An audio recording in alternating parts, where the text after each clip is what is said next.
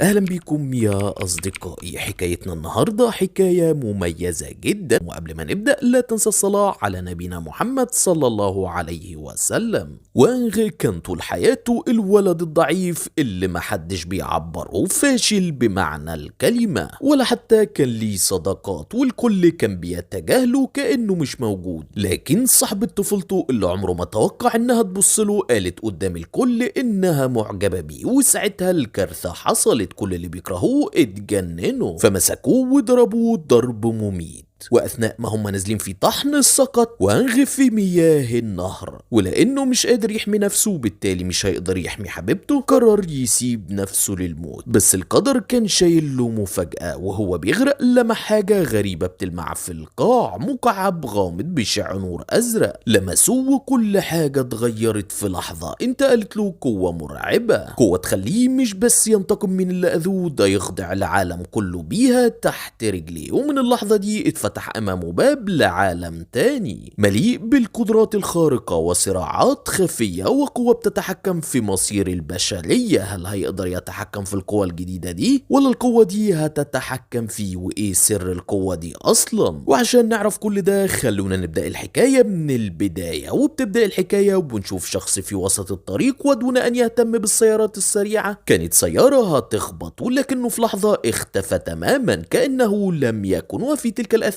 بنشوف فتاة جالسة في مكتبة المدرسة، وفجأة بيجي لها مكالمة من أحد الأشخاص بيقول لها هم جايين عليك. وفجأة المكان ضل مختفى كل اللي كانوا حواليها، وكأنها انتقلت إلى مكان تاني. وأثناء ما هي بتسأل مين اللي بيتكلم كان مجموعة من الرجال حصروها، واللي بيكلمها قال لها اهربي فورا، وبدأ يوجهها لطريق الهروب الصحيح لحد ما دخلت لغرفة. وأثناء ما الرجال كانوا بيلاحقوها ووصلوا لمكانها ظهر الشخص اللي بيكلمها واخدها من المكان واختفوا. خدها وطلع يجري بيها وهي فاقدة الوعي، لكن ملاحقوها ما زالوا خلفهم، فبدأ يجري ويقفز بين المباني بطريقة مبهرة. وواحد من اللي بيلاحقوا الفتاة بدأوا يطلقوا عليه انه غريب من الطلقات، ورغم انهم ما قدروش يسيبوه لكن وقعوه. فساب الفتاة اللي ما زالت فاقدة الوعي واتجه لقتال ملاحقيهم. واضح طبعا انه بيمتلك قوة خارقة، وبدأ يوجه ليهم مجموعة من الضربات السريعة، لكنهم ما كانوش بيتأثروا. بدأوا يستخدموا قدراتهم هم كمان وطاروا هجموا في الهواء، ودارت معركة كبيرة بينهم، وحصل انفجار قوي جذب أعين أهل المدينة. ونجح الشخص ده في القضاء على اللي كانوا بيلاحقوهم، لكن اتبقى رئيسهم. فالشخص المجهول خلع معطفه واتجه ليه، والتاني حرك مبنى كامل ورماه عليه. لكن الشخص الغامض حول المبنى لشكل مكعب، وبعدين هجم على الزعيم ودمره. لكن بعدها أعادوا تاني لكن في مكان مختلف كأنه داخل المكعب، وقال أكيد مش سهل تبدأ الدورة من تاني. فالزعيم أخرج سلاحه وبدأ في إطلاق النيران عليه، لكن سلاحه لم يستجيب. والشخص الغامض قال له مش هتقدر تعمل حاجة هنا، وبدأ يختفي هو والمكان. وأسقط سلاح الزعيم والمكان كله بدأ يتهاوى، وقال أتمنى إن الدورة دي تكون أفضل. وكان ماسك ساعة في إيده عقاربها بتتحرك للخلف كناية عن العودة بالزمن. وبعدها بنرجع للخلف شوية وبنشوف نفس الفتاة اللي الشخص الغامض كان أنقذها، واسمها شينشيا، واللي بتكون شبه نائمة في المكتبة. وكأن اللي حصل ده كان حلم. وبيجي صديقها وانغ وبيقول لها تعالي عاوزك تساعديني في حاجة. ولما بتمشي بنشوف أمامها الساعة الذهبية اللي كانت مع الشخص الغامض. وبتمر السنين وبيكبر الصديقان وبيكونوا مع أصدقائهم في إحدى الحفلات وبيلعبوا لعبة الاعترافات، وبتعترف إنها بتحب وانغ. فالكل تعجب لأنها أجمل فتاة وكانت حلم كتير من الشباب، فالكل غار منه. وانغ طبعا كان غرقان لشوشته ولما لا فهي صديقة الطفولة، لكنه ما صرحهاش قبل كده. وكان سعيد جدا باعترافها وما كانش مصدق لأن الأمر ده كان يعتبر بالنسبة ليه حلم اتحقق. لكن السعادة دي ما دامتش كتير، اتخطف فجأة ودلوقتي بيتضرب ضرب مبرح بالقرب من النهر. هو عمره ما شاف الناس دي قبل كده، لكن زعيمهم سون جون كان معجب بشين شياو، ولما عرف انها بتحب وانغ قرر يخطف وانغ للنهر ويخلي رجاله يعلموا الأدب ويهددوا بالقتل. وانغ كان عارف ان سون جون جون زعيم عصابة مشهورة بالشر، وتذكر كمان انه كان دايما بيضايق شين شياو ففهم اللعبة بس ما كانش عارف يعمل حاجة. عددهم كبيرة قوي. وقتها سون جون مسك موبايل وانغ وكلم شين شياو وقال لها تبص على الحالة اللي فيها وانغ، فكانت مرعوبة لما شافت اللي بيحصل. فوانغ صرخ في سون جون وقال له يسيبها في حالها لانه مش عايزها تقلق عليه، بس سون جون كان مصر انها تشوف اذلال وانغ بعينيها. وبدأوا رجالته يضربوا وقال له انت فاشل وضعيف وما تستاهلهاش، وامره انه يحلف انه مش هيكلمها تاني وانه لو ما عملش كده هيرميه في النهر. ساعتها وانغ كان امامه الطريق السهل يقول حاضر ويبعد عنها، لكن لا، وانغ عمره ما يخونها كده. وبدل ما يوافق على كلامه اتضرب اللي مسكوه بالرأس. ولحسن حظه الضربة كانت جامدة جدا، بس لسوء حظه كمان كانت جامدة لدرجة ان الراجل سابه بالغلط ووانغ وقع في النهر. سون جين اتوتر جدا لانه ما كانش ناوي يقتله فعلا، هو بس كان عايز يخوفه مش اكتر عشان يبعد عن شين شياو. وفضل ينده عليه بجنون وانغ انت كويس، بس مفيش رد. يبقى غالبا وانغ مات، يعني سون جون دلوقتي بقى قاتل. وشين شياو شافت كل حاجة. وفي الوقت ده اسفل المياه وانغ كان بيغرق، لكنه ما كانش بيحاول ينقذ نفسه لانه شاف انه لو مش قادر يحمي اللي بيحبها يبقى مفيش معنى انه يفضل عايش. وشريط حياته عدى امام عينه وشاف لمحة من طفولته، كان لسه هارب من خناقة وقتها حسب قوانين المدرسة الاعدادية. ده خلى سمعته تنهار فورا، وحتى البنات كانوا بيتكلموا بيقولوا ده عيل عبيط وعيوطة. كنا مفكرينه قوي. وعدت الساعات واليوم الدراسي خلص وكل الطلبة رجعوا بيوتهم، لكن وانغ كان فضل قاعد لوحده بيتمتم ويتذمر مش قادر يخرج من اللي حصل له. بعد شوية حد وقف امامه ولما بص لقاها شين شياو وقربت منه وسألته مالك، فوانغ ما قالش ولا كلمة وفضل ساكت. شين شياو افتكرت انه نسى المظلة فعرضت عليه يمشوا مع بعض تحت مظلتها ويروحوا سوا، لكن وانغ رفض وقال لها انه يقدر يمشي لوحده. فقالت له يا ابني الدنيا بتمطر ومفيش معاك مظلة هتتغرق. قال لها انه هيستنى المطر لحد ما يقف. شياو ابتسمت وقالت له انت غريب بجد، لكن فجأة خدت بالها من جرح في دراعه وسألته ايه ده، استنى اشوفه. هو رفض في الاول بس هي اصرت، فبدأت تلف له الضمادة وبعدين نفخت على الجرح وقالت له كده هيخف بسرعة، فشكرها على مساعدتها. ومن ساعتها بقوا هما الاتنين مع بعض لا يفترقوا. وبنرجع تاني للحاضر وغفاء وهو تحت المية ولاحظ نور غريب طالع من قاع النهر، فقرر ينزل يشوف ايه مصدر الضوء الغريب ده. لما وصل للقاع لقى مكعب صغير مضيء، مسكه فجأة المكعب اشتغل ودخل جسده. وقتها وانغ حس بألم رهيب في جسده كله، وبعد لحظات انتقل من قاع النهر وبدأ جسمه يتسحب بداخل شيء كأنه ثقب دودي، وفضل كده لمدة. وفجأة لقى نفسه في مكان غريب جدا، فكان مرعوب وظن انه لسه كان بيغرق او مات اصلا، ومبقاش فاهم هو فين ولا ازاي جه هنا. وفجأة ظهر امامه نظام وقال له مبروك، دلوقتي معاك قدرة خاصة تقدر ترسم دائرة حواليك بنصف قطر 15 متر وجواها تقدر تنتقل فوري لأي مكان. كل اللي بيحصل طبعا مش داخل دماغ وانغ، مش مصدق ان في حاجة اسمها تنقل آني والكلام العبيط ده، بس في اللحظة اللي بعدها بينتقل غصب عنه. وفجأة بيلاقي نفسه طاير في السماء فوق الكوبري اللي سقط من عليه وتحت مياه، فبيترعب لانه كان حاسس انه ممكن يقع ويموت. بس المفاجأة انه بيطفو في الهواء، يعني آمن تماما. اول ما بدأ يهدى شوية بص لتحت ولاحظ ان سون جون ورجالته بيدوروا عليه بجنون، شكله قلقان جدا انه ممكن يكون فعلا قتله. بس بعد ثواني بينتقل تاني لمكان جديد، لقى نفسه في فصل دراسي فاضي في مدرسته. وقتها بس بدأ يصدق انه فعلا عنده القدرة دي، التنقل الآني، بس لسه مش فاهم هو خد القوة دي منين اصلا. وفجأة صوت النظام بيرجع يتكلم جواه، مبروك انت فعلت قدرة التنقل الآني المستمر. وانغ بدأ يتوتر اكتر، يا نهار ابيض انا كده بتجنن، في صوت بيكلمني. النظام بيرد عليه انا مش في دماغك، انا جوه جسدك. وانغ كان هيتشل من الرعب، ايه ده اطلع بره جسمي فورا. بس النظام تجاهله وقال له في حد جاي ناحيتك. وفعلا كان في واحد من طاقم التدريس جاي ناحية الفصل لانه سمع صوت غريب طالع منه. ولما فتح الباب لقى الفصل فاضي تماما، ما فيهوش غير بقعة مياه على الارض. وانغ كان راجع بيته بعدها ونشف نفسه كمان. وبعدين موبايله رن وكانت شين شياو. اول ما رد بدأت تصرخ فيه انت كويس انت بخير، انا فكرتك مت. فقال لها انا تمام ما تقلقيش، لكن هي كانت شايفه ان سون جون عدى كل حدود العقل وقالت له انت لازم تبلغ الشرطه حالا. لكن وانغ قال لها مفيش داعي، انا هربت من غير ما هو يشوفني، يعني غالبا هو لسه بيدور على جثتي في النهر وكفايه الرعب اللي هم فيه. زمانه دلوقتي يا عيني مرعوب وقاعد بيفكر في سنين السجن اللي ممكن ياخدها لو اتقبض عليه، وكان بيضحك. فقالت له حرام عليك، انت وقعت قلبي وليك عين كمان تضحك.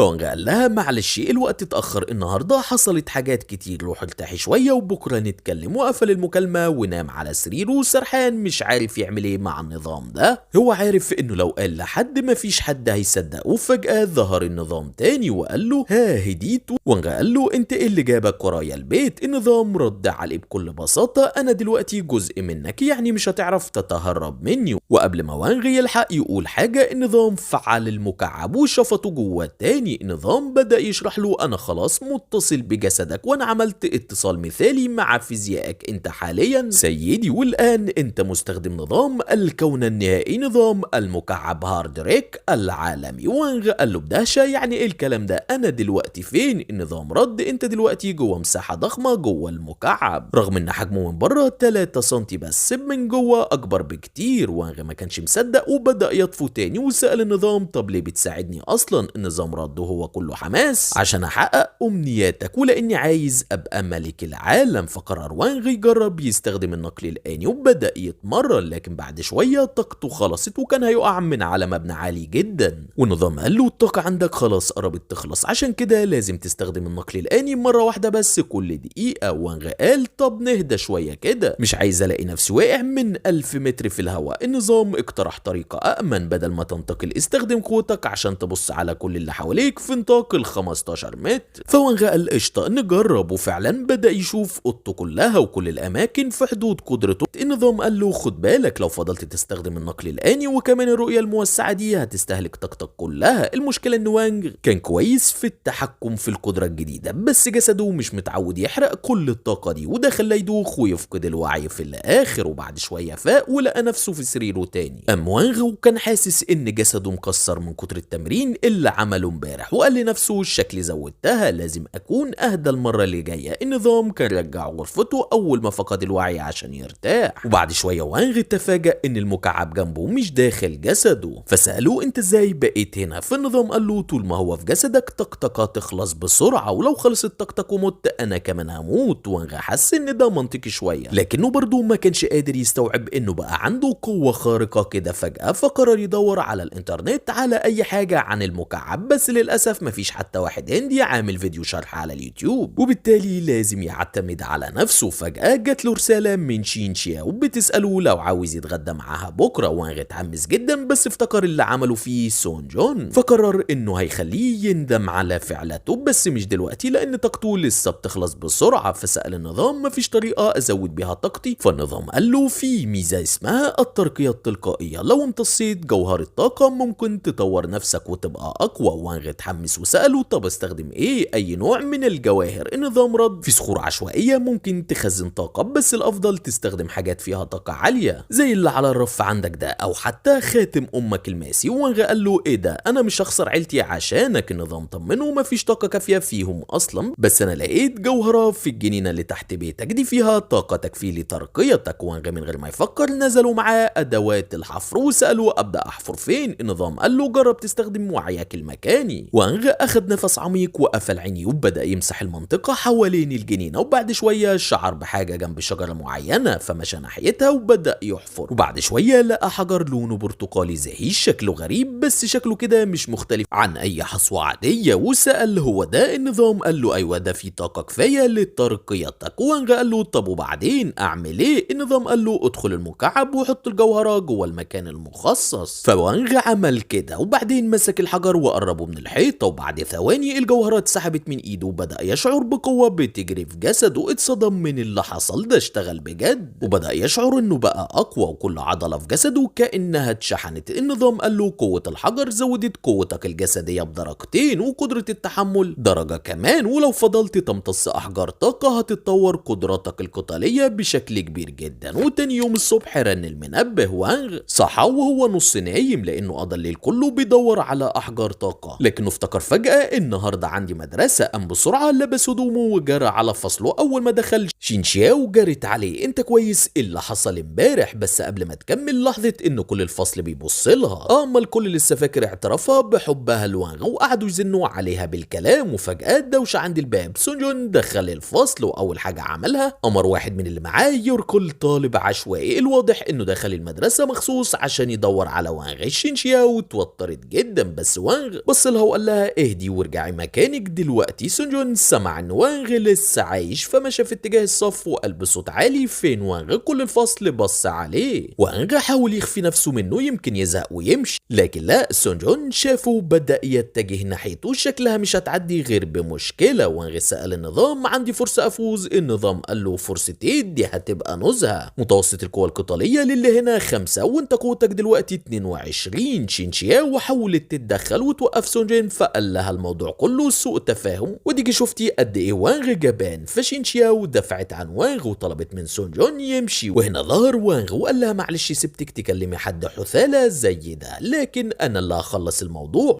وكلامه ده اغضب سونجون فقرب منه ومسكه من هدومه وقال له: انت لسه فيك حيل؟ ما حرمتش يالا، انا هقتلك دلوقتي. بس وانغ مسك دراعه وضغط عليه بقوه غير طبيعيه. سونجون حس بألم رهيب وعينيه وسعت كانه بيعيد حساباته كلها. وانغ قال له: لو فضلت تزن على شياو وتضايقها انا مش هبقى عندي اختيار غير اني اخليك تندم. انت مش واخد بالك ان محدش طايقك؟ وسون كان لسه مش قادر يفهم ازاي وانغ بقى قوي كده فجأة. وهنا مدرس الفصل دخل وقال لسون واللي معاه: اطلعوا بره، انتوا مش تبع الفصل ده اصلا. سون قبل ما يمشي قرب من وانغ وهمس في ودنه وقال له: تعالى ملعب الباسكت في بحر الشمال النهارده بالليل، ده لو مش عايز شياو تتأذى يعني. وبعدها مشى هو والبلطجيه اللي معاه. شياو سألت وانغ وقالت له: هو قال لك ايه؟ فقال لها: مفيش حاجه مهمه. وبعدين قال لها: معلش حاسس بصداع جامد، هروح ارتاح شويه. في الوقت ده سون كان في ملعب الباسكت ودماغه لسه مش مستوعبه ازاي وانغ تسبب ليه بكدمه في دراعه بمجرد مسكها. دي حاجه مش طبيعيه، بس قال لنفسه اكيد صدفه مش اكتر، واستحلف انه لازم يخلي وانغ يدفع ثمن الاهانه دي. بعد شويه وانغ كان وصل للملعب وسال عن سون فالكل سخر منه وقالوا له: مش انت اللي هربت امبارح مننا؟ وبعدين ظهر خلفهم سون وامر رجالته بقفل الباب وحراسته عشان مفيش حد يدخل يقاطعهم. وقال له: وانغ مش هتقدر تهرب تاني. النظام حذر وانغ وقال له: خد بالك انت محاصر ب 13 واحد، الوضع صعب. بس وانغ لسه كان عنده امل فسأل النظام: فرصتي قد ايه؟ النظام قال له: 20% بس. هنا وش وانغ اتغير وثقته بدأت تهتز. وسون لاحظ كده وبدأ يسخر منه اكتر وجمع رجالته ووقفوا كلهم امام وانغ. وقبل ما يبدأوا الضرب سون قال له: وانغ دي فرصتك الاخيرة، اعتذر واطلب الرحمة. لكن وانغ اهانه وقال له: ايه خايف تواجهني لوحدك؟ كنت فكر الزعيم اشجع من كده. هو كان بيحاول يجر سون لقتال فردي عشان يبقى عنده فرصة يكسب. وسون فهم ده بس برضه مش قادر يسكت على اهانته. شكله وحش برضه قدام رجالته، كان هيخضع لكلامه ويدخل امامه في مباراة فردية. لكن فجأة واحد من رجال سون خرج وقال: انا اللي قاتل وانغ بدل منك يا زعيم. تشيانغ الاقرع ده يعتبر اقوى واحد في عصابة سون، فكل افراد العصابة كانوا متأكدين ان وانغ ملوش اي فرصة امامه. حتى وانغ نفسه كان متردد ومش واثق انه يقدر عليه لان التاني شكله بلطجي بمعنى الكلمة. فعشان كده طلب من النظام يحللوا قوة تشيانغ القتالية. والمفاجأة كانت بس 10، يعني المفروض يبقى سهل يتغلب عليه. تشيانغ مسك كرة سلة واتجه ناحية وانغ اللي قرر يستفزه وقال له: فرصة هزيمتك ليا تتساوى مع عدد شعر رأسك. وده أغضب تشيانغ اللي رمى الكرة عليه بكل قوة، لكن وانغ تفاداها بسهولة. فحاول تشيانغ يوجه لي مجموعة من اللكمات لكن وانغ تمكن من تفاديها كلها ببراعة وبدأ يصد الضربات كأنه مقاتل محترف. وتشيانغ لسه معرفش يلمس وانغ ولا مرة وكان بدأ يتعب. وهنا وانغ شعر ان دي فرصته فاستعد لاقتناصها. وسون بدأ يقلق فحمس الأقرع اللي هجم تاني، لكن وانغ كان أسرع وتصدى ليه ومسك رجله. من هنا النور طفى عند تشيانغ لأن وانغ ضربه بلكمة كهربائية ورماه على الحيطة. أفراد العصابة مش مصدقين اللي شافوه. تشيانغ اتغلبوا بالسهولة دي، ده أقوى واحد فيهم وعلى إيد حد زي وانغ. فسألوا سون: هنعمل إيه يا زعيم؟ وهنا وانغ لف وقال له: دورك يا زعيم. سون ضحك وقال: حتى لو وانغ غلب كونغ احنا كتير وهنهجم عليه مع بعض، يعني هنقطعه برضه. وانغ سأل النظام: هل فرصي في الفوز زادت؟ النظام قال له: بما ان تشيانغ لسه مغمى عليه يبقى في واحد اقل تقتله، بس فرصتك لسه 30%، يعني الوضع خطر. لكن وانغ ما بقاش امامه غير انه يواجههم كلهم فهجموا عليه واحد ورا التاني وبدأ يصد هجماتهم ويضرب اللي يطوله، لكن عددهم كان كتير. واحد منهم رقله من الخلف، فونغ اتعصب ولف بركلة واحدة دمر مستقبل الشخص ده ورماه عند رجلين سون. سون بدأ يتوتر وصرخ وقال لهم حصروا دلوقتي. وانغ ما قدرش يسيبهم يزنقوا تاني، بحركة رشيقة رائعة قفز فوق المدرجات وبدأ يجري علشان يبعدهم عنه شوية، وقفز تاني نزل على واحد منهم وضربه، لكنه اتفاجئ لما حد مسكه من الخلف وكان مكلبش فيه. حاول يخلص نفسه لكن قبل ما يلحق اتضرب في بطنه وطار على الارض. كانت ضربة تقيلة شوية، وطبعا سون كان في قمة سعادته. ده عصب وانغ اللي قام تاني وكان مستعد يواجههم كلهم مرة واحدة. في الاول كان مزنوق وسط هجماتهم، لكن دلوقتي كان حاسس بكل حاجة، حاسس بالهجمة الجاية حتى قبل ما تحصل. وفعلا لما واحد منهم حاول يركله في بطنه تاني، وانغ اتفاداها ومسك رجله بسرعة ولف بيه ورماه مباشرة في وش سون، اللي ساعتها بدأ يشعر بالرعب وبدأ يحس ان وانغ ده مش عادي خالص. وانغ بدأ يمشي ناحيته، بس النظام نبهه خد بالك طاقتك قربت تخلص، ولو فضلت كده مش هتعرف تكسب سون في قتال مباشر. لكن وانغ كان عايز يستغل الموقف ويخوف سون كفاية عشان ما يفكرش يقرب من شياو تاني. وفجأة دخل رئيس عصابة جنوب المدينة اللي ضحك بسخرية وقال انتوا ازاي تخسروا امام واحد بس؟ لو مش قادر تغلب واحد يا سون ازاي تعتبر نفسك رئيس عصابة؟ استقيل بقى، خلي عندك دم. لكن وانغ قطعه في وسط كلامه وقال لهم واضح ان في خلافات قديمة بين عصابة الشمال والجنوب، بس ده انا ماليش فيه، مش عايز ادخل وسط المعمعة دي، ومحدش يدخل شينشياو في اي امر. رغم ان هو رئيس عصابة الجنوب عمره ما شاف وانغ قبل كده وما يعرفش حتى هو ليه بيقاتل سون، لكنه قرر يبعت رجالته يضربوه عشان يثبت نفسه قدام سون. النظام قال لوانغ انت مش هتعرف تكسبهم، مش بالحالة اللي انت فيها، الطاقة قليلة جدا، لازم تهرب فورا. وانغ قال للنظام انقلني حالا، بس النظام قال له ان النقل الآني محتاج وقت عشان يستجمع الطاقة، فما فيش قدامه غير انه يجري. ففضل يجري وانغ ويهرب منهم لحد ما النظام تمكن من تفعيل النقل الآني وقدر ينقل نفسه آنيا تاني. وبسرعة اول حاجة عملها طفى كل انوار المكان واختفى من امامهم، لكن ظهر خلفهم بص في وش هوان الزعيم وبكل هدوء ضربه وقعه على الارض. ومن هنا وانغ بدأ يلم في رجالة هوان واحد ورا التاني، يضرب ده ويوقع ده، محدش شايف غيره. وفضل في الامر ده لحد ما جه حد ورفع مفتاح النور تاني، وانغ كان الوحيد اللي واقف على رجليه. سون ساعتها كان مرعوب اكتر من اي وقت، بس قبل ما حد يتحرك سمعوا صوت حد بيصرخ من الخارج. الباب اتفتح وكان صوت الشرطة. واضح ان شينشياو اللي اتصلت بيهم لانها كانت خايفة على وانغ.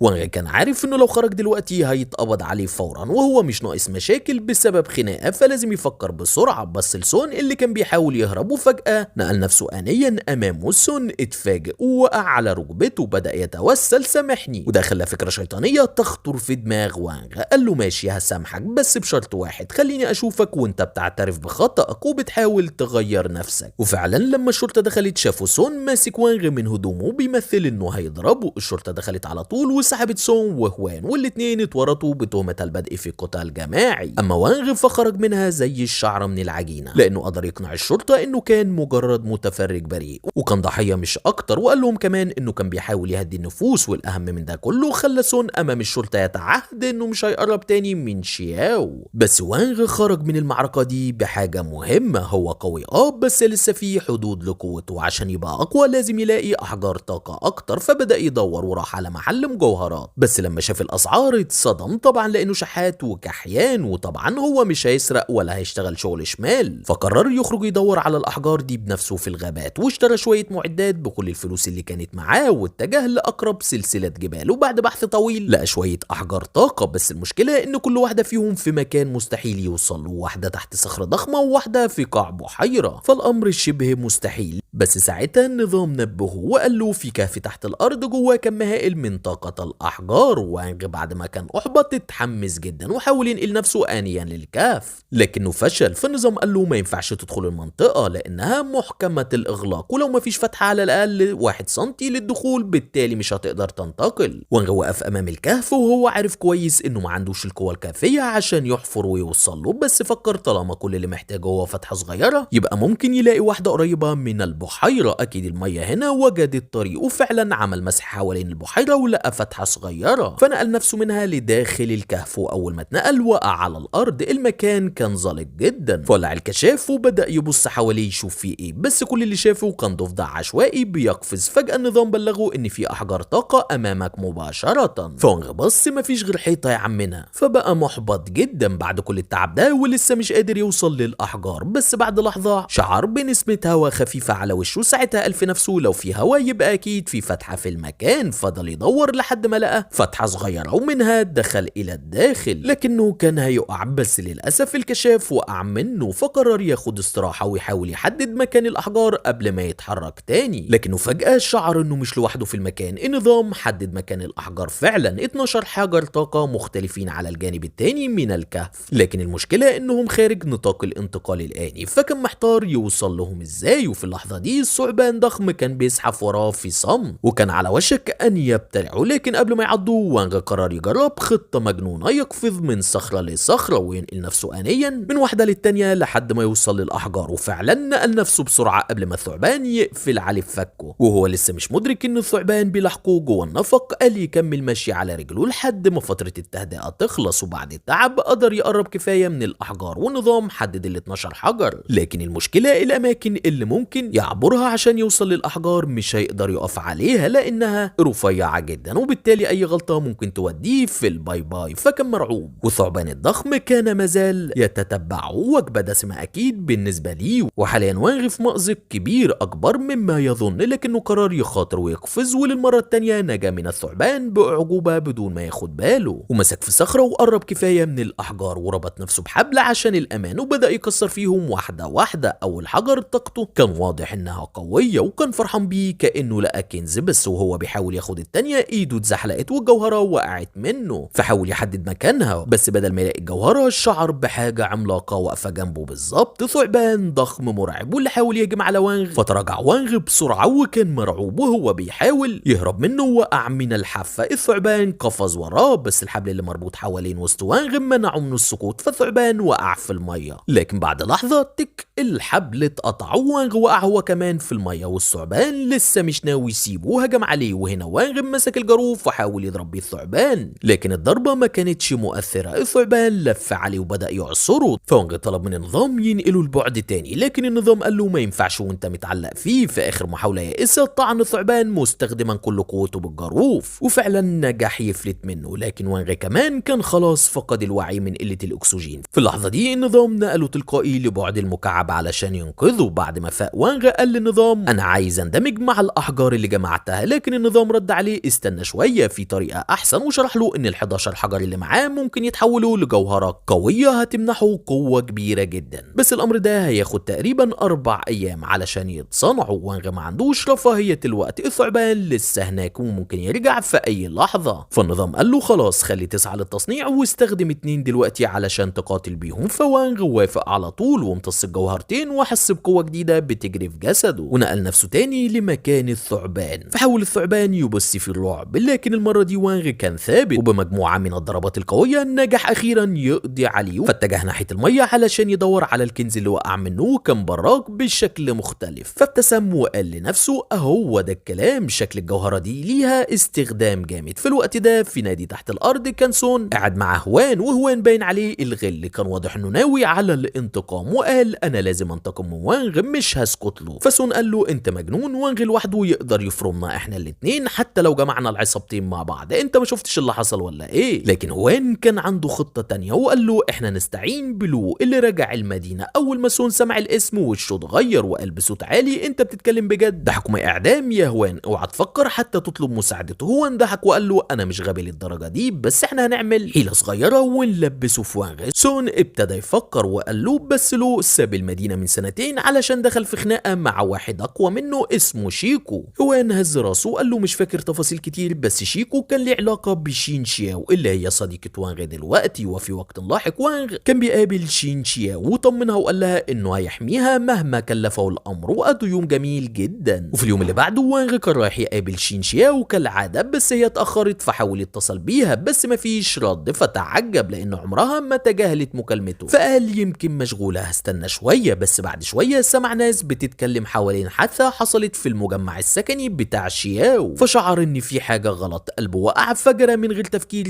اتجاه بيتها. ولما وصل صدم، سيارات الشرطة كانت محاوطة المكان ووالدة شياو واقفة بتبكي وبتقول خطفوها. ووانغ كان بيتساءل مين اللي ممكن يعمل كده، وبين الزحمة وانغ لمح سون فقرر يتتبعه. بعدها بلحظات كان وانغ ماسكه في زقاق ضلمة وقال له اتكلم يالا فين شياو. سون حاول يمثل الغباء وقال له انا معرفش حاجة، بس وانغ رد بلاك ماب فرغت الحيطة جنب دماغه وقال له الحيطة اتخرمت، المرة الجاية دماغك اللي هتتخرم. سون وشه اتبدل وقال له بسرعة هوان هو اللي خطط لكل حاجة. في الوقت ده بقى هوان كان بيعض صابعه من الندم، بيقول لنفسه ازاي كنت غبي كده، لانه لو فعلا اكتشف انه كان بيتلاعب بيه. ولو بيكره اي حد بيحاول يستغله، بس المفاجأة لو برضه بيكره شيكو، فقال لنفسه لو الخطة هتجر شيكو للعبة ممكن اشارك، بس ده ما يعنيش اني سامحت الواد الاهبل ده. وبالقرب منهم شياو كانت مربوطة في زاوية مرعوبة من اللي شافته. لو قرب منها وقال بنبرة باردة هسألك شوية اسئلة، لو كدبتي هخلي وشك نسخة تانية من اللي عملته في هوان، ايه علاقتك بشيكو؟ فردت وهي بتهته انا معرفوش، عمري ما سمعت عن اسمه قبل كده. فلو قال لها انت بتكدبي، احنا عندنا سجلات بتقول ان شيكو خاطر بحياته اكتر من مرة عشان ينقذك، ازاي ما تعرفيهوش؟ واضح ان شيكو كان بينقذها من غير ما يوريها حقيقته، يعني هي فعلا ممكن ما تكونش عارفاه. فلو مسكها وكان هيضربها، لكن الخادم بتاعه قال له بصراحة يا فندم حتى لو شيكو ظهر مش متأكد اننا نقدر نكسب المعركة ضده بالقوة اللي عندنا حاليا. فلو اتعصب وقال له انا دفعت دم قلبي على المقاتلين المحترفين اللي جبتهم، مستحيل نخسر امام شخص واحد. فمساعده قال له المشكلة مش في العدد، المشكلة اننا ما نعرفش هو بيخبي ايه. قتاله غامض وقوته غير مفهومة لحد دلوقتي. فكر تاني قبل ما تأذي شياو لحد ما نخطط صح. لو فكر شوية وبعدها قلب برود ماشي سيبوها دلوقتي، بس خليكم صحيين لو ظهر عايز اكون جاهز. وبنرجع لسون اللي لسه بيحكي لوانغ خطط هوان، وقال له هوان هو اللي اقنع له بخطف شياو لما قال له ان ليها علاقة بشيكو، وكان شايف ان ده هيسحب شيكو للمعركة. فوانغ قال له مين لو ده يا عم؟ فحكى له سون عن مدى قوة منظمته وقد ايه الكل بيترعب منه. فقال له وانغ طب مين شيكو اصلا وليه؟ لو شايف انه ممكن يوقعه باستخدام شياو. سون قال له فاكر من سنين لما شياو اتعرضت لمحاولة خطف، القصة اللي انتشرت ساعتها ان في حد انقذها او معجزة حصلت يعني، لكن الحقيقة ان اللي انقذها كان شيكو. ومن اليوم ده الكل بيدور عليه بس محدش قدر يلاقي له اثر، لانه بيظهر فجأة وبيختفي فجأة. الوحيد اللي شافه تاني كان لو، وده لما شيكو كسر له صباعين في لحظة. ومن ساعتها ولو ناوي ينتقم، لان بعدها عيلته اتبرت منه لانه تان، ودي كانت فرصته عشان يرد الالم لشيكو. بس عشان تبقى في الصورة انا ضد الخطة دي من الاول، ماليش فيها وانا قررت ابعد عن اي حاجة غلط. فوانغ قال له خلاص كفاية كده انا رايح انقذ شياو. فسون قال له انت عبيط، لو ده مش زينا هتموت يا غبي. فوانغ قال له ما تقارنش نفسك بيا وكلم الشرطة، والمعلومات اللي انت قلتها لي هعتبرها تكفير عن خطأك. وبعدين وانغ وصل لموقع البناء اللي محتجزين فيه شياو عن طريق الحجر اللي اعطاه هدية لشياو في كولادا. والمكان كان هادئ بشكل مريب. ولما قرب النظام قال له في 7 مقاتلين محترفين موجودين امامك، المواجهة مش سهلة. وانغ قال له مفيش مفر، بس قول لي الجواهر اللي لقيناها خلصت معالجتها ولا لا؟ فالنظام قال له لسه فاضل 30 دقيقة وتبقى تمام. فوانغ قال تمام نبدأ وخلاص. وواحد من مقاتلي الفنون القتالية المستأجرين لمحوا وجود وانغ فبلغ له اللي قال له خلص عليه. وانغ دخل المكان ووقف امام باب مقفول فحاول يكسر القفل، لكن قبل ما يمد ايده المقاتل الضخم قرب وقال له اسمع يا ابني ابعد من هنا، الباب ده مش عادي، ده مقفول بقوة روحية ولو حاولت تفتحه جسمك هيتدمر وهتموت. وهنا النظام قال له قوة العدو 52% وقوتك انت 50%، فرق بسيط لكن فارق حياة وموت. وانغ بص للحارس وقال له من غير تردد انا عايز المفتاح. الحارس ضحك بسخرية وقال له واضح انك زهقت من حياتك، احنا عندنا اوامر اي حد يحاول يدخل المبنى يموت في الحال يا صغنن. وهنا وانغ مسكه من هدومه وعينه مليانة تحدي وقال له اديني المفتاح حالا، لازم انقذ صديقتي. والمقاتل الضخم اللي فجأة وجه له لكمة بسرعة، لكن وانغ تفاداها ووجه له ركلة على الطاير لكنها ما كانتش قوية كفاية. وبدأت المعركة وضربات رايحة جاية، لكن وانغ لكمه بكل قوته لدرجة انه حصل انفجار في المكان. وظن وانغ انه نجح يصيبه، لكن المقاتل الضخم لم يتأثر وكان مسك ايده ورماه على الارض بقوة. لكن وانغ قام بسرعة وبدأ يتفادى الضربات ويصد ويتنقل، وقال لازم الاقي نقطة ضعف الوحش ده. وفجأة بحركة رائعة وانغ لف برجله وركل الحارس برجله بكل قوة ولزقه في الحيطة، وبدأ يتراقص وانغ لاستفزازه. فقام الضخم وهجم عليه، لكن وانغ سبقه بخطوة كان اسرع، واخيرا استدعى شاكوش ووجه ليه بيه ضربة اسقطت المقاتل الضخم في الحال. وبعدها مد ايده خد المفتاح وفتح الباب، لكن فجأة النظام قال له خلي بالك، فتفادى هجمة جات له من اللامكان. بس الضربة اللي بعدها كانت كانت اسرع وجت فيه فوقع من على السلم، وظهر مقاتل تاني شكله اخطر من اللي قبله اللي بص لوانغ وساله ازاي قدرت تهزم بابلو وانت بالضعف ده. عموما انا هستناك فوق نكمل كلامنا. وهنا النظام حذر وانغ وقال له قوه العدو 75%. وانغ صدم وقال بقى العيل ده قوته 75%، انا برضه هقضي عليه مهما كانت قوته. وبسرعه طلع للمكان، ولما ما لقاش حد ظن انه عاوز يبغته فنادى عليه اطلع لي يا نجم وواجهني. لكن المقاتل ظهر خلفه وقال له مش عايز اقتلك، مش عايز اوسخ سيفي بدمك، واختفى. وبعدين ظهر تاني وقال له بس هقتلك عشان الفلوس، وهجم على وانغ بسرعه جنونيه. لكن وانغ كان صاحي وتفادى الضربات كلها، ولما رمى عليه السكينه من بعيد وانغ تفاداها برضه. المقاتل بذكاء استخدم قدرته ولف في اتجاه السكينه ورجعها ناحيه وانغ تاني، بس برضه مفيش فايده. وانغ قفز في الهواء بمهاره وتفاداها ونزل عليه بضربه قويه، ووراها ركله تانيه طيرته المسافه. لكن المقاتل اختفى تاني وهجم على وانغ من الخلف، لكن وانغ لف بسرعه وضربه بالقلم. ورغم صدمه الحارس من سرعه وانغ لكنه تراجع وتمالك نفسه وبدا يهجم عليه بسرعه رهيبه جدا. وانغ بقى محاصر، والمقاتل قرر يوجه ضربته النهائيه، لكن وانغ استخدم قدرته وسحب مضرب ضخم وضربه بيه ضربه قويه اسقطته ارضا. وبنرجع لباقي الحراس، واحد منهم قال لي كمان وقع زي بابلو. فمقاتله تانيه ردت وقالت له واضح انه مش طبيعي، قوته مرعبه. فقال لها ايوه بس لو قابل بيوولف اظن هيخلص عليه في 10 دقايق. فقالت له قشطه يبقى هنروح بدري. وبعدين وانغ كان قابل بيوولف فعلا، وبسرعه هجم عليه بالمضرب الخشبي، لكن بيوولف مسكه بسهوله ورد بضربه واسقط وانغ. ولما لقاه لسه ما فقدش الوعي قال له لازم ازود قوتي شويه بقى، ومسكه من رقبته وبدا يخنقه وهو بيقول محدش قدر يهرب من حركتي دي. بس وانغ اظهر سكينه وحاول يطعنه، لكن بيوولف صد الضربه. وانغ ما استسلمش وبدل السكينه لايده التانيه بسرعه ونجح يجرح بيوولف وفلت منه. وجه له لكمه بس للاسف ما اثرتش فيه خالص، بل بالعكس وانغ هو اللي حس بالالم من قوه جسد بيوولف اللي قال له بسخريه ده الفرق بيننا، انت عندك حيل ضعيفه انا عندي قوه مطلقه. وسد الضربه ناحيه وانغ، وانغ تفاداها بس الضربه كانت قويه لدرجه انها دمرت المكان. وفجاه بيوولف هجم عليه تاني وبدا يسدد ضربات، لكن وانغ كان ناجح في التصدي ليها لحد ما ضربه بيوولف بركله طيرته. فقام وانغ وحاول يهاجمه بركله طائره، لكن بيوولف مسكه من رجله ونفضه في الارض ووجه ليه كام لكمه، وبعدين مسكه ولزقه في الحيطه. وبعدها وجه ليه ضربه قاتله، وظن بيوولف ان وانغ خلاص قضي عليه. لكن فجاه النظام بلغ وانغ ان تم دمج الاحجار بنجاح ومستواك ارتفاع بكل تقييماتك. وهنا وانغ امن على الارض وعينه لمعت بالقوه. فبيوولف قال شكلها كده هتبدا المعركه الحقيقيه، وهجم على وانغ بكل قوته. لكن وانغ كان اسرع ووجه ليه سلسله من اللكمات المؤثره، وفي لحظات شعر وانغ كأن جسده هينفجر من الطاقه. فالنظام قال له انه بيساعده في اخراج اي سموم من جسده. بيوولف حاول يستغل توقفه المفاجئ ويهاجمه، لكن وانغ وجه ليه ضربه قويه جدا ابعدته المسافه كبيره. وساعتها بيوولف بدا يتساءل ازاي وانغ بالقوه دي، لكن مفيش وقت للتفكير. وانغ هجم عليه ووجه ليه ضربتين متتاليتين كل واحده اقوى من التانيه، وفي الاخر بيوولف وقع على الارض مهزوم. اما لو بقى لما شاف اللي بيحصل اتوتر جدا وكان باين عليه الغضب وقلب عصبيه. عيل يغلب مجموعه المفروض انهم الافضل، دول ما لهمش اي قيمه، مش قادرين يوقفوا واحد عادي. فمساعده قال له بهدوء انا شايف ان وانغ هيقع امام المقاتل اللي جاي له. بص له وقال له انت متاكد؟ المساعد قال له بثقه طبعا، لو كانت فرقه بيوولف مجرد شويه واف فمنظمه الودوة دول المحترفين بجد اللي بيضموا مليون عضو، ده مش هزار. فلو قال له لما وظفتهم كل واحد فيهم كان بيقول انه محترف، بس مين فيهم بقى فعلا كده؟ المساعد قال له الودوة حاجه تانية، وخاصه بنت منهم معاها تصنيف 1,060,000، ده مش كلامهم هم، دي السمعه اتبنت وسط المجال كله. فلو قال له سيبك من الكلام الفلسفي ده، قول لي بالظبط هيعملوا ايه عشان يوقفوا الراجل ده. المساعد ابتسم وقال له البنت جايه بسوار مقيد في ايديها، ولما السوار ده يتفك لازم نهرب كلنا فورا. وبنرجع لوانغ اللي لسه بيكمل طريقه، لكنه كان تعبان جدا ونفسه متقطع، بس قال لنفسه لازم اكمل حتى لو حياتي على المحك، لازم انقذ شينشياو مهما كان الثمن. وحمس نفسه وبدا يتحرك بسرعه تاني، وفتح الباب ولقى امامه 2 من المقاتلين، الفتاه كوي والراجل التاني تقريبا مساعدها. الفتاه قربت من وانغ بجهاز لقياس قوته، بس اتفاجئت جدا وقالت بتعجب ده ما عندوش اي قوه خارقه. فاللي معاها قال واضح انه مش مهتم يطور نفسه، قوته الداخليه شبه معدومه وكل اعتماده على عضلاته بس. كوي بصت له باعجاب وقالت بس واضح انه ملتزم في التدريب البدني، وسلمت عليه. بس بدل ما تكون مصافحه بالايد عاديه فجاه ضربته. وانغ اتعصب جدا ورد الضربه على طول، بس كوي ما زعلتش، بالعكس كانت مبسوطه وهجمت على وانغ بسرعه بمجموعه من الضربات ورا بعض. لكن وانغ وانغ مسكها من رأسها ووقفها، لكن كوي ما وقفتش، ركلته برجليها وطيرته من قوة الضربة. وفجأة كوي وجهت ليه ركلة 360 وبوم خبطته في الحيطة. وانغ اتعصب وضربها ضربة قوية نزفت منها دم، بس كوي كانت سعيدة برضه وهجمت تاني بضربات سريعة، بس المرة دي وانغ صد الهجوم ورد عليها بلاك ما فنزفت أكتر وبرضه كانت بتضحك. وانغ فقد أعصابه ونهال عليها بالضرب، وهي بكل برود قالت له دي بقى قوتك الحقيقية، وضربته تاني وأسقطته على الأرض. وفجأة كوي اتحولت لوحش بس لحظات ورجعت لطبيعتها لما مساعدها هداها وقال لها كفاية ما تستخدميش قوتك دلوقتي. ردت عليه وقالت ما تتدخلش ده بيني وبينه، وهجمت وانغ بمخالبها وجرحته. وانغ بص حواليه يدور عليها لكنها كانت اختفت من أمامه وظهرت من خلفه وقربت منه وحاولت تمتص دماغه. وانغ تفاجأ وزقها بعيد عنه، فهجمت عليه تاني فطلع عصاية ضخمة عشان يتصدى ليها، لكن كوي كانت أسرع منه وضربته ضربة قوية. وانغ بدأ يشعر إن لو ما خدش القتال ده بجدية أكتر ممكن يموت، وبسرعة رهيبة كوي هجمت عليه تاني وأصابته في رقبته لحظة وكانت هتطيرها. وانغ حاول يدافع عن نفسه بس كوي كانت بتتحرك حواليه بسرعة رهيبة، وقبل ما ياخد نفسه عدته من ظهره. ولما دقت دمه بدأت ملامحها تتغير وكانت هتتحول لذئب مفترس، بس في اللحظة دي اللي معاها رمى عليها إبرة. الإبرة دي هدتها ومنعتها من التحول ورجعت كوي لطبيعتها. وانغ كان مصدوم وبص حواليه لمح شوية أحجار في الأرض وقال في نفسه دي فرصتي، وحاول يجري ناحيتهم بس الشخص التاني فجأة وجه ليه ضربة عن بعد، ورغم إن وانغ صدها إلا إنه شعر بقوتها وتساءل إزاي قدر يعمل كده. والشخص ده قال كوي ما قدامهاش وقت كتير عشان كده لازم أخلص القتال ده بسرعة. ووجه ضربة قاطعة لوانغ لكن وانغ تفاداها بمساعدة النظام. فالشخص قال لنفسه دي كده مشكلة مفيش وقت واستعد يهجم تاني، بس كوي كانت بتتألم فساب القتال وجرى عليها يعالجها. واثناء ما هو بيحاول يهديها قال لوانغ انت هنا عشان تنقذ البنت اللي في الدور اللي فوق، انا هسيبك تروح تنقذها. فوانغ قال له يعني ده استسلام منك؟ طب هتشرح ازاي الامر لرئيسك؟ وبنبره متحديه قال له لو انت ناوي تستسلم يبقى لازم تثبت انك مش هتهاجمني بعد ما اطلع فوق. فالشخص قال له انا من اتحاد الودوة واحنا ما بنستسلمش. وانغ فكر شويه وقال هو بصراحه القتال دلوقتي مش في مصلحتي، بس لو تعافوا ممكن يغدروا بيا. والشخص قال له انا ما اقدرش استسلم بس ممكن اقسم يمين دم اني مش هكون عدوك. ووراه الرمز الخاص باتحادهم وقال له ان القسم ده اقوى قسم عندهم، واقسم انه مش هيأذيه وانه لو خان القسم عظامه تتسحق وتبقى رماد. وانغ سجل فيديو ليه وهو بيقول القسم وقال له ده هيكون ذكرى ليا. الشخص اداله العلامه الخاصه بالمنظمه بتاعتهم وقال له خدها وامشي من هنا. فاتجه وانغ لمكان شياو. وبعدين الشخص ده كلم ميشا اخت كوي وقال لها تنسحب فورا لان اختها الصغيره تعبانه، بس قبل ما تكمل المكالمه اتهاجمت ميشا فجاه والضربه كانت قويه لدرجه انها فقدت وعيها والاتصال اتقطع. واللي عمل كده كان شيكو اللي تقريبا كان جاي ينقذ شين شياو. اما لو فلما عرف اللي حصل قلق وتوتر ومساعده قال له لازم ننسحب فورا. لو بدا يتعصب وقال شيكو اللي عمل كده. فمقاتل المنظمه قال له شيكو ما يجيش نقطه في الراجل الجديد، ومساعده قال له في اتفاق حاليا وهدنا مع وانغ دلوقتي. لو انفعل وقال للمقاتل استنى وكمل الخطه وهزود لك الفلوس، لكن التاني رد عليه بضربه. لحسن الحظ مساعد له صد الضربه في اخر لحظه وقال له ده الاصغر بين الستة الاشرار لكنه مغرور جدا فبلاش نغضبه.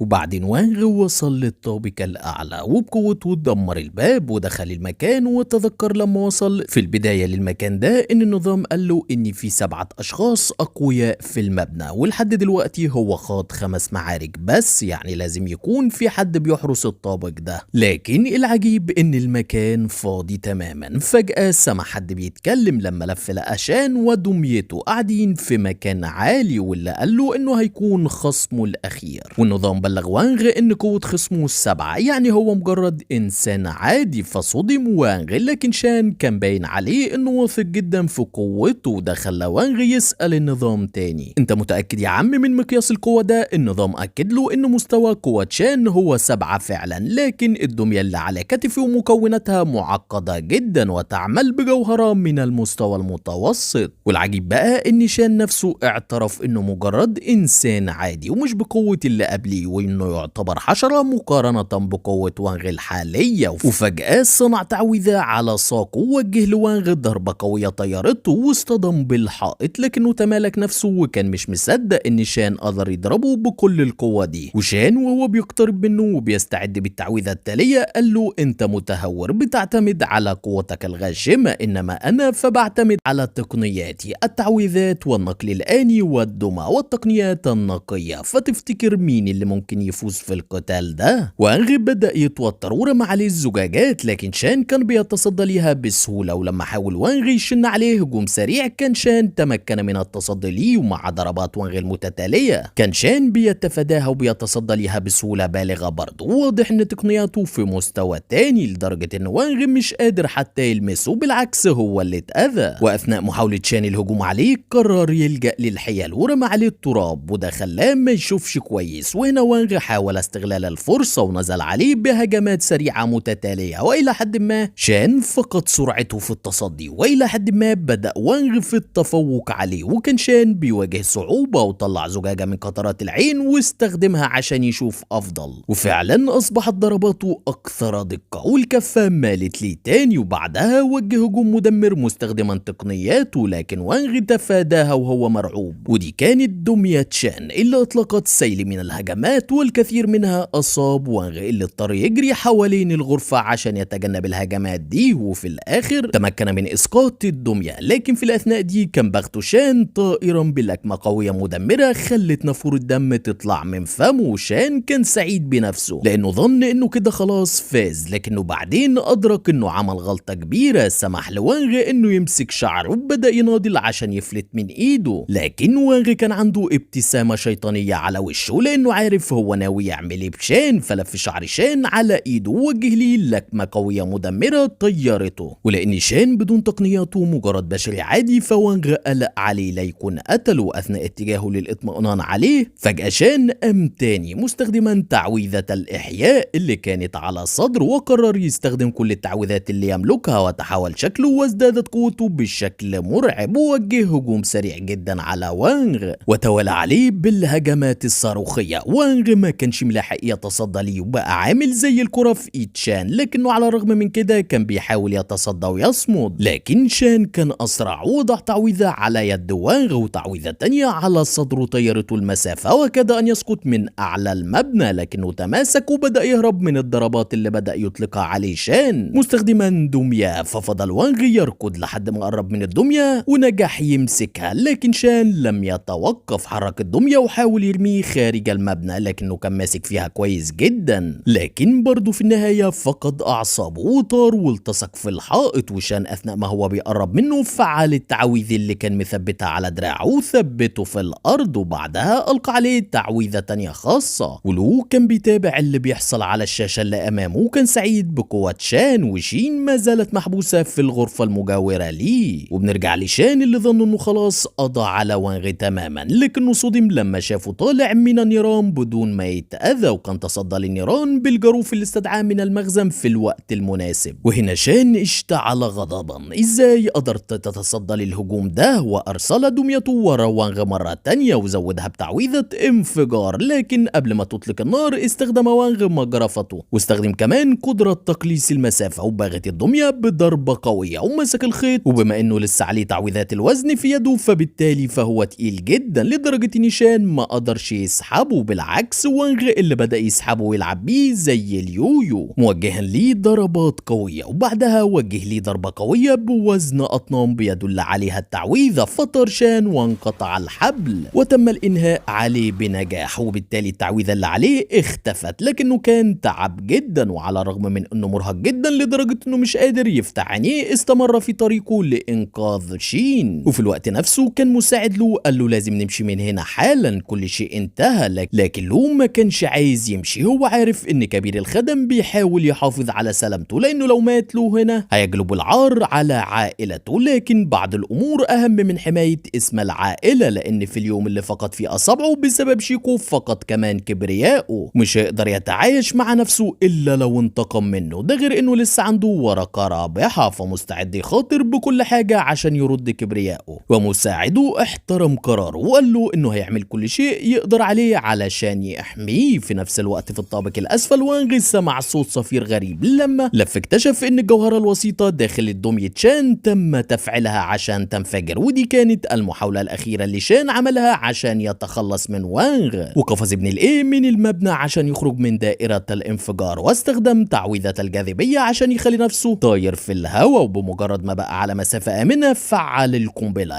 لكن العجيب ما حصلش حاجة. في اللحظة دي قفز وانغ وراه، وشان استخدم باستخدام تعويذاته المتفجرة عشان يبعدوا. الانفجار خلى وانغ يخرج عن مساره، لكنه نجح يمسك في رافعة قريبة واستخدمها عشان يتأرجح تاني نحو شان، اللي في الوقت نفسه حط شوية تعويذات متفجرة على الصخرة التانية ورماها على وانغ. لكن لما بدأ الانفجار طلع وانغ مجرفته واستخدمها عشان يضع الصخرة تحت رجليه. بعدين انفجرت الصخرة وأرسلت وانغ مباشرة نحو شان، فشان بدأ يسحب بقية الأحجار المتفجرة للخلف عشان يقضي عليه ونجح في ده. لكن وانغ تذكر شين شياو وافتكر انه هنا عشان ينقذها. استيقظ فجأة وبكل القوة اللي باقية في جسمه ضرب شان ضربة مباشرة قوية وأسقطه من أعلى المبنى محطما الأرض من غير أي اعتبار لسلامته. لكن في اللحظة الأخيرة النظام سحبه بداخله هو والدمية وأنقذه، وبعدها رجعه تاني. وانغ لما فاق دور على شان اللي ملقاش منه غير ملابسه الداخلية، والنظام قال له إن طاقة شان اختفت فجأة في لحظة الاصطدام، يعني ممكن يكون انتقل بعيد عشان ينقذ نفسه، وده أمر مقلق. لكن مفيش وقت، اتجه وانغ للأعلى لمكان شين شياو، لكنه ملقاش حد في المكان، فبدأ ينادي ويدور عليها ولقى وان اللي تسبب في كل اللي حصل ده واللي بدأ يتوسل ليه عشان حياته. فسأله وانغ عن مكان شين شياو فشاور له وهو مرعوب، وبدأ وانغ يزيل الجدار الخشبي عشان يوصل ليها. لكن العجيب ان شين شياو كانت بتحاول تقول له ما يدخلش وخايفة عليه، فبدأ يمزق اللوح الخشبي عشان يوصل ليها ونجح في كده. وبعد ما فك قيودها قالت له انه لازم يهرب من المكان فورا لان له رابط قنبلة في الكرسي اللي هي قاعدة عليه، ولو قامت هتتفعل وتنفجر. فطلبت منه ينفد بحياته، لكن وانغ كان شبع من الانفجارات وقال لها ما تخافيش، وشال القنبلة على امل انه ينتقل بيها آنيا. لكن فجأة له ظهر وقفل الباب عليه وبضحكة شريرة قال له مش هتقدر تهرب من هنا لان شان المشعوذ هو اللي صنع الغرفة دي، وانا هفضل مستنيكوا هنا لحد ما تنفجروا وتصبحوا اشلاء. ونظام بلغ وانغ انه مش هيقدر ينتقل آنيا لان مفيش مخرج من المكان. فسأل وانغ النظام اذا كان يعرف طريقة لايقاف القنبلة، فقال له يقطع الاسلاك بترتيب معين، فعمل كده. لكن القنبلة ما توقفتش فرماها بسرعة داخل حيز المكعب، وبالتالي لو انفجرت شين شياو هتكون في امان، لكنه هو اللي ممكن يموت. وحاول يطمن شين وقال لها كل حاجة هتبقى تمام دلوقتي. شين احتضنته وهي بتبكي لانها كانت قلقانة عليه، لكن وانغ فضل يطمنها وكان سعيد لانه قدر يحميها. لكن بمجرد ما انفجرت القنبلة جوه حيز المكعب شعرت شين شياو بالرعب لما تناثر دم وانغ على وجهها. وانغ وقع على الارض والدماء على وجهه، شريط حياته بيمر امامه، وشين كانت بتحاول توقظه يائسة. في الوقت نفسه له كان محبط لان القنبلة ما انفجرتش زي ما كان المفروض يحصل، فدخل الغرفة ومعاه مسدس واطلق النار على شين في ظهرها. وانغ كان لسه مش قادر يقوم، ولحسن حظه ان القنبلة انفجرت بداخل الدمية اللي كانت في الحيز. وبعدين مساعد له جاله وقال له ان شيكو هنا فلازم يمشوا فورا، فاتجه للهروب.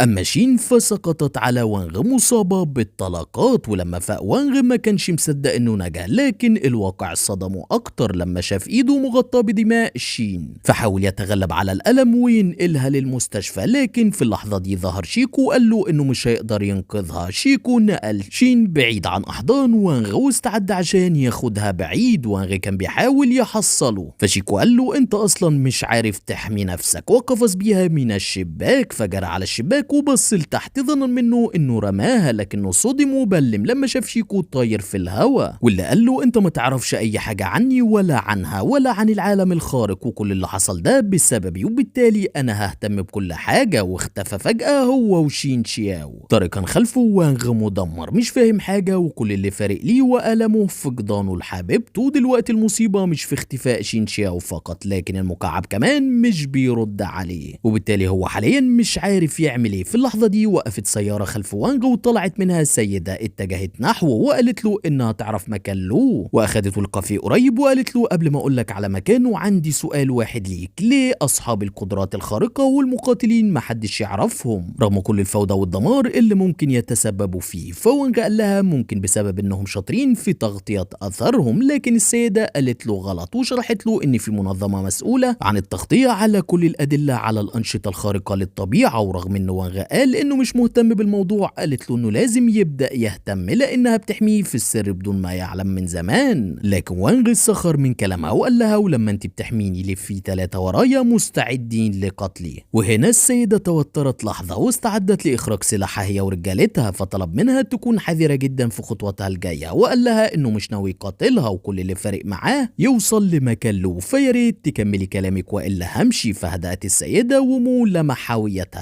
السيدة اسمها مو وهي قائدة القوات الخاصة للتعامل بشؤون الخارقين، ووقتها اقتنع وصدق كلامها وتذكر كم الخارقين اللي قابلهم الفترة اللي فاتت، وبالتالي ضروري يكون في منظمة مسؤولة عن التعامل معهم. ومو قالت له ان شخص زيك بقواك معرض لخطر كبير من انه يستهدف من اشخاص خارقين تانيين، عشان كده كانت بتحاول تحافظ على سلامته، لكن في المقابل حاليا هي عاوزاه يرد الجميل ويساعدها. وقالت له باختصار انا محتاجة مساعدتك في 3 مهمات وبعدها هتدي له كل المعلومات اللي محتاجها عن لو. فوانغ قال لها تمام، لكني كمان محتاج معلومات عن اللي اسمه شيكو. فوافقت مو بدون تردد وحطت مجلد على الطاولة وقالت لوانغ ان دي هتكون مهمته الاولى، هيشتغل كحارس شخصي لشخص مهم جدا لمدة يوم واحد وهيتقاضى كمان 50,000 عملة. وقبل ما تمشي قالت له ان لازم الاول يجتاز اختبار التقييم عشان يشوفوا اذا كان مؤهل للمهمة دي ولا لا.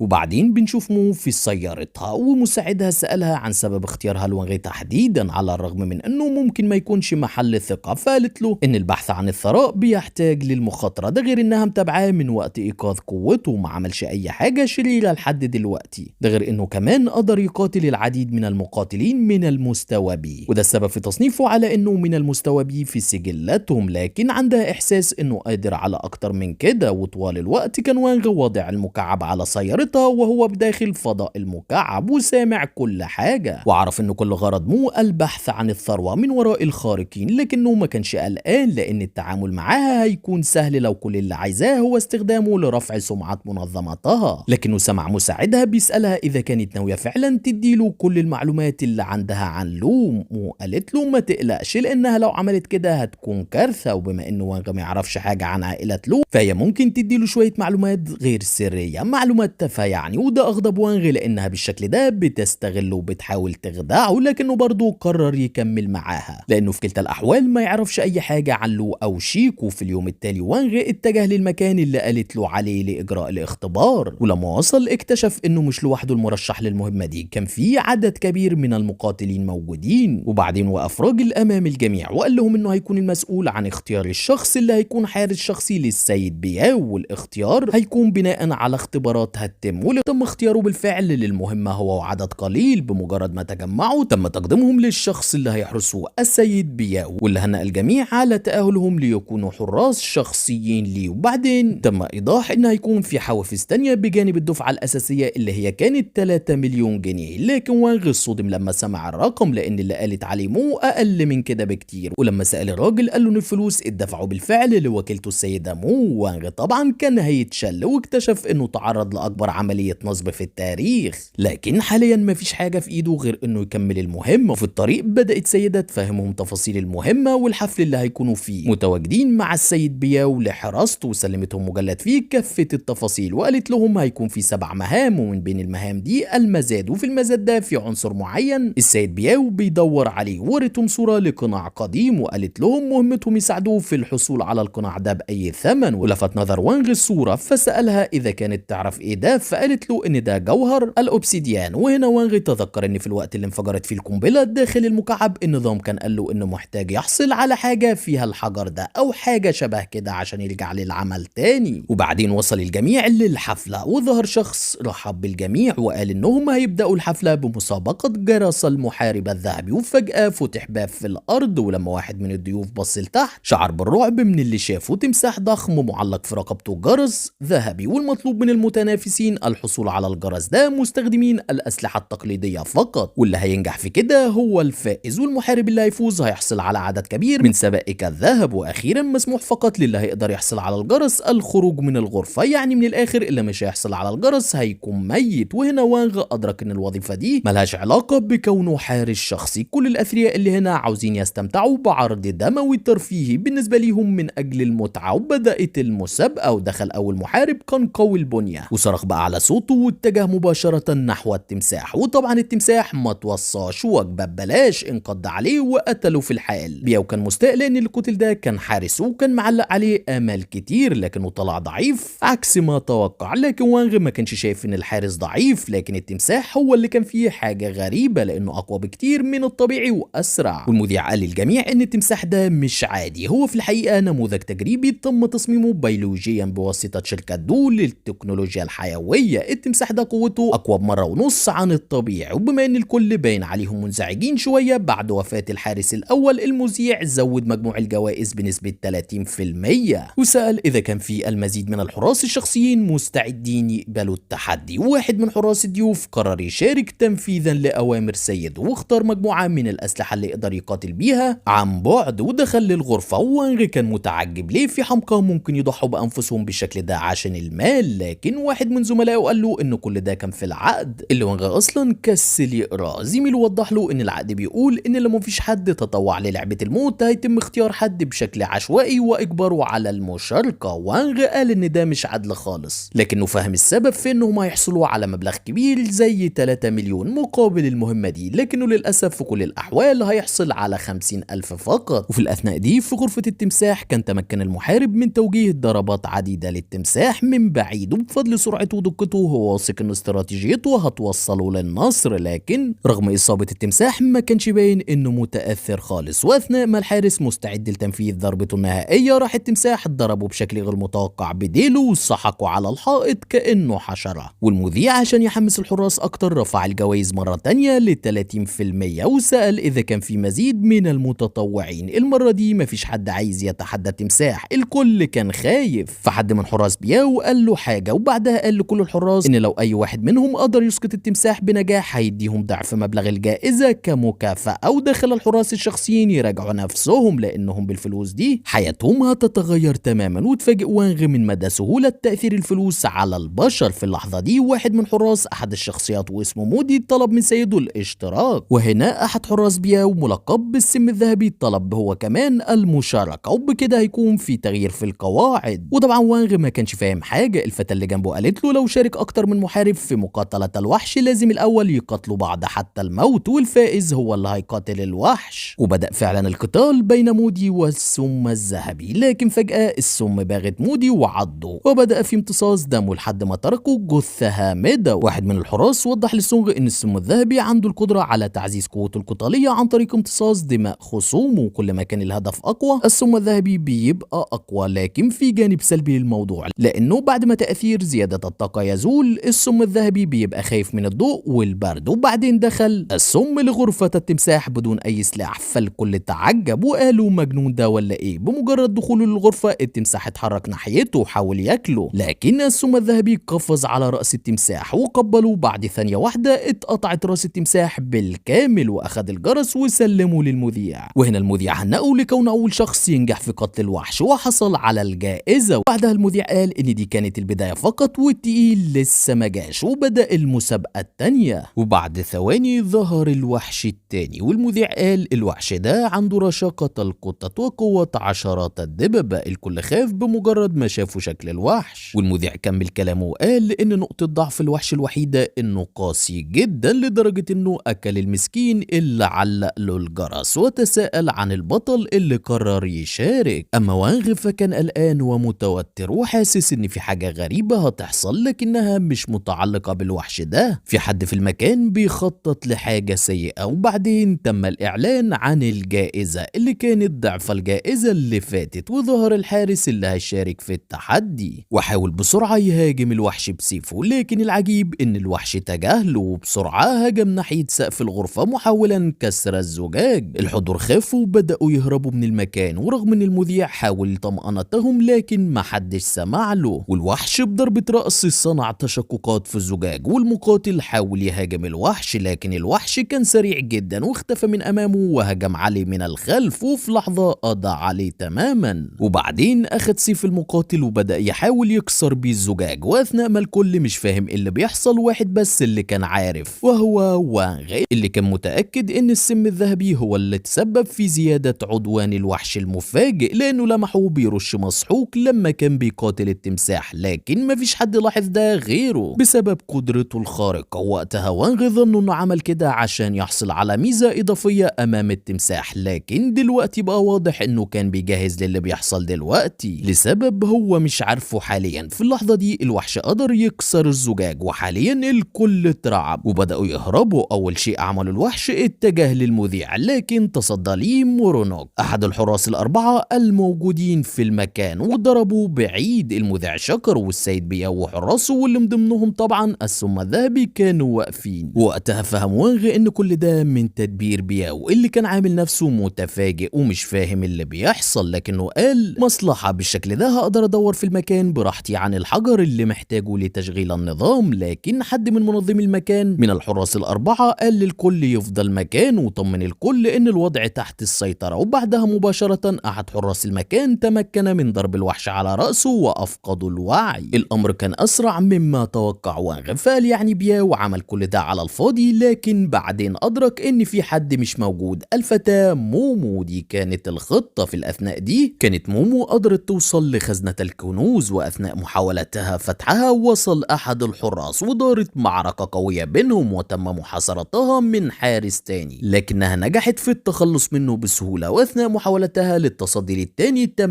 مهاجمتها من الخلف، لكن في اخر لحظة وانغ انقذها وامسك يده. فمومو سألته انت ايه اللي جابك هنا؟ فقال لها مفيش، كنت معدي بالصدفة. ولما حاول الحارس يضربه اسقطوا وانغ في لحظة، ومومو كانت متفاجئة من قوته فقال لها ان ده مجرد حارس من الرتبة سي. مومو قالت لوانغ انت صديق ولا عدو؟ فقال لها انا حارسك الشخصي، فبالتالي من المنطقي اني اتبعك في مهمة خطيرة. هو كان مدرك بالفعل ان مومو هي الرئيس الحقيقي هنا وان بياو مجرد شخصية صورية، واللي كشف الامر ان بياو كان في المقدمة معاهم لكنها كانت دايما في الخلف، ومش منطقي ان الرئيس يقف خلف حراسه حتى لو كان قوي. وكل اللي حصل كان تمويه عشان تقدر تتواجد هنا. مومو اعترفت انه صح، لكن الامر ما بقاش مهم دلوقتي لان الضجة اللي عملوها دلوقتي اكيد هتلفت الانتباه، فمحتمل ان باقي حراس النظام يوصلوا هنا خلال دقيقتين. فوانغ طلب منها يتحركوا بسرعة عشان يلاقوا الكنز. مومو قالت له انها مش عارفة مكان الكنز فين بالضبط. فوانغ سألها انت تعرفي طريق الهروب؟ فقالت له ايوه. فقال لها تمام، انا هوصلك لمكان الكنز وانت تهربينا. مومو طبعا وافقت على طول، لكنها سألت وانغ ازاي تعرف مكان مخزن الكنز وانت اول مرة تيجي هنا؟ وانغ طبعا يقدر يحدد مكان الاشياء بفضل ادراكه المكاني، هو قادر يشعر بالغرفة اللي فيها كل الكنوز، لكنه ما قالش ليها اي حاجة عن قدرته. في اللحظة دي شعر بحد جاي فبعد مومو واختبأ، وفجأة تم اطلاق النيران عليهم، ودول كانوا الحراس اللي تمكنوا من الوصول ليهم ورموا قنبلة صوتية عليهم. لكن بسرعة وانغ ردها عليهم وده مكنوا من الهروب هو ومومو. لكن بعد شوية تم محاصرتهم من الحراس تاني واتضربوا اثناء ما الحراس بيقربوا منهم عشان يقضوا عليهم. وانغ طلع قنبلة ورماها، واثناء انتظار الحراس انفجارها كان وانغ ومومو هربوا، والقنبلة كانت مزيفة. لكن لان كده ولا كده الحراس مش هيسيبوهم قرر يلجأ لحيلة. وبعد شوية ظهر في طريق الحراس، ولما سألوا عن الفتاة قال لهم انه كان سابها وهرب لانها تعيق تحركه. فطلبت القائدة من احد الحراس يروح يدور عليها، وبعدها قربت من وانغ. لكن فجأة ظهرت مومو من السقف ووجهت هجوم مباغت ليها، لكن القائدة تفادته وبدأت تدور معركة بينهم. وتشانغ تصدى للحارس اللي فاضل واسقطه، وبعدها مومو اثناء تشتت القائدة نجحت تسقطها. وبسرعة اتجهوا لمكان الخزنة اللي فيها الكنوز، ووصلت مومو للفافة اللي بتدور عليها، وانغ هو كمان وصل للحجر اللي كان بيدور عليه. وبعدها اتجهوا لطريق الهروب، وفي الوقت نفسه كان استعاد الحراس وعيهم ووصل زعيمهم ليه. ولما شافهم مصابين امرهم ياخدوا الحبوب دي عشان يقدروا يتصدوا للمتسللين. وفي تلك الاثناء كان وانغ ومومو في المصعد، وانغ سألها ليه ما اتجهناش للطابق السفلي مباشرة عشان نهرب؟ فقالت له ان في حاجة لازم تعملها الاول قبل ما يخرجوا،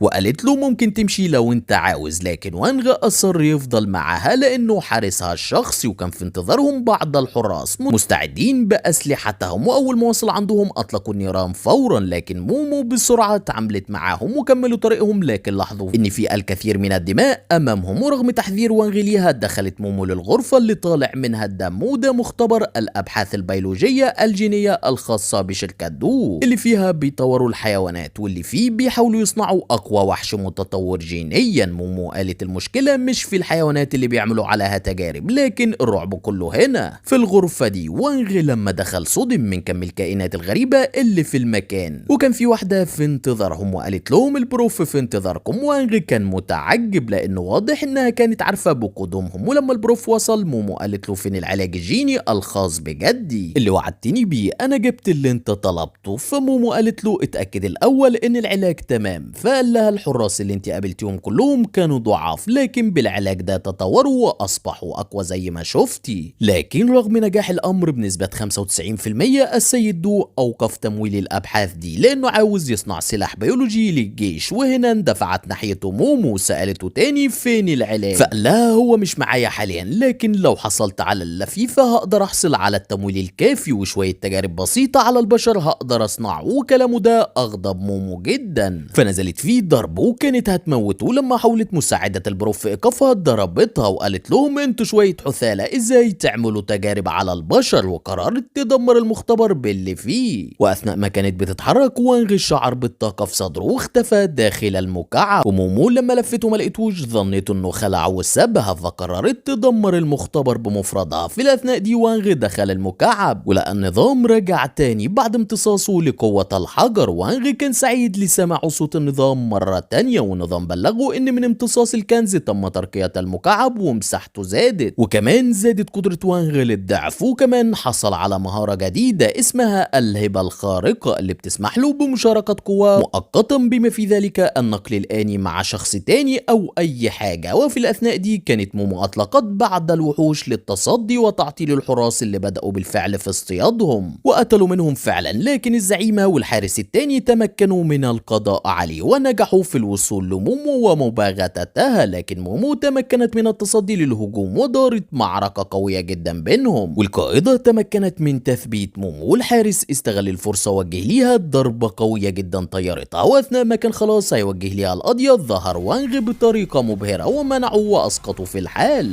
وبعدها النظام بلغوا ان في وحوش قريبة، فاستغل انشغال الزعيمة وخد مومو خلع لطريق الهروب مباشرة. ولما مومو سألته عملت كده ازاي قال لها مش هينفع اقولك ده سر. وفجأة ظهر خلفهم لي زعيم المنظمة واللي قال لهم على فين يا امامير، شكلي استهنت بيكوا. والنظام بلغ وانغ ان قوة اللي امامه عالية جدا. فوانغ سأله انا ليه ما قدرتش اشعر بوجوده؟ فالنظام قال له ان قوته تفوقك بمراحل، ده غير انه بيقدر يخفي قوته. ليه تجاهل مومو قرب من وانغ اللي النظام حذره من ارتفاع قوة الهدف اللي امامه بشكل كبير جدا. وليه قال بما انكم قضيتوا على كل اتباعي ايه رايكم تنضموا ليا ومومو هتكون تجربتي الجديدة. وقبل ما يحط ايده عليها وانغ امسكه ومنعه وحاول يطعنه بخنجر، لكن ليه منعه بذراعه وبعدين حول يده الفأس للقتال وبدأ بالهجوم على وانغ. واضح انهم الاتنين مقارنة بليه ضعاف جدا، حتى لما وانغ نجح وبغته بركلة قوية مسكوا ليه وسحقوا في الارض والمعركة اشتدت ونجح وانغ في جرحه في وجهه. فتراجع ليه للخلف وطلب وانغ من المكعب استخدام مهارة الهبة الخارقة لنقل بعض طاقته الخنجر، ولكن للأسف مفيش غير 25% من طاقة وانغ ممكن تتوجه للخنجر في الوقت الحالي. ونظام حذروا ان خطر انفجاره هيزيد بنسبة 60%، وكمان هيستغرق شوية وقت عشان النظام يمتص الطاقة. واثناء ما النظام شغال عليها كل قدرات وانغ التانية هتكون غير متاحة، فمش هيقدر ينتقل آنيا لعدة دقائق. وليه مسك وانغ واسقطه على الارض وضرب مومو كمان. وقام وانغ وحاول يوجه ليه لكمة، لكن ليه صدها بسهولة واداله لكمة قوية ورماه على الحائط. وبعدين قرب من وانغ وخنقه من رقبته، كان مستعد للانهاء عليه، لكن فجأة بغتته مومو من الخلف وطعنته بصفة طعنة نافذة فأفلت وانغ. ورغم الضربة دي النظام قال لوانغ ان ليه ما تأثر. شوف فعلا ليه نجح يضرب مومو ضربة قوية وطلع سيفها من جسده واستعد لقتلها بيه. وللصدفة كان انتهى النظام من نقل القوة للخنجر، لكن الاندماج فشل وبالتالي الخنجر هينفجر في خلال 30 ثانية. فاتحرك وانغ بسرعة وطعن ليه في يده اللي استهان بالضربة وادى لكمة قوية لوانغ طيرته مسافة كبيرة. واثناء ما ليه بيحاول يطلع الخنجر من يده انفجر فيه وجمده وجمد المنطقة اللي حواليه. وانغ كان سعيد لنجاح خطته، لكن يا فرحة ما تمت التلج بدأ ينكسر. والنظام بلغ وانغ ان الهدف طاقته عمالة ترتفع، فقرر ياخد مومو يهربوا. ولما وصلوا للمخرج كان ليه نجح في التخلص من الثلج ومتجه ناحيتهم بغضب. فبسرعة وانغ زق مومو عشان يبعدها عن ليه اللي اصبح مدمر. ووانغ في اخر لحظة دخل جوه المكعب وده خلى ليه يشتعل غضبا وقال مش هسيبك حتى لو رحت فين. اما مومو كانت قدرت تهرب وعلى ظهرها حطها وانغ داخل المكعب. وبعد كام يوم وانغ تعافى من إصابته، لكن كل اللي حصل مش قادر ينساه. شعر كأنه شاف كابوس لكنه لسه ما انتهاش، لأنه لسه ما لقاش شين شياو. وبعدين أحضرت مومو لمكان عجيب وقالت له تحب تنضم لينا؟ فقال لها وانتوا مين بقى؟ قالت له منظمة لتدريب الخارقين استعدادا لبطولة العالم للبشر الخارقين القادمة، وعرضت عليه ينضم لفريقها. لكن وانغ رفض على طول لأنه تعامل بما فيه الكفاية مع البشر الخارقين، وبالإضافة لكده قالوا إن في شخص محتاج يلاقيه. لكن مومو كانت عارفة بالفعل ببحث وانغ عن شيكو وشين شياو، فعرضت عليه شوية معلومات مجانية وقالت له إن شيكو كان أفضل لاعب في بطولة البشر الخارقين ال43، وقالت له عن شيكو إنه قوي جدا وماهر جدا في الاختباء ومش هيقدر يلاقيه لوحده، فانضم ليا وهساعدك وقتها. فوافق وانغ على طول بشرط إنها تبذل أقصى ما عندها وتلاقي شيكو. فقالت له قشطة، ومومو كانت سعيدة جدا بقبول وانغ للعرض ده، لأنه يعني إنها أخيرا عندها ما يكفي من الأعضاء للمشاركة في البطولة.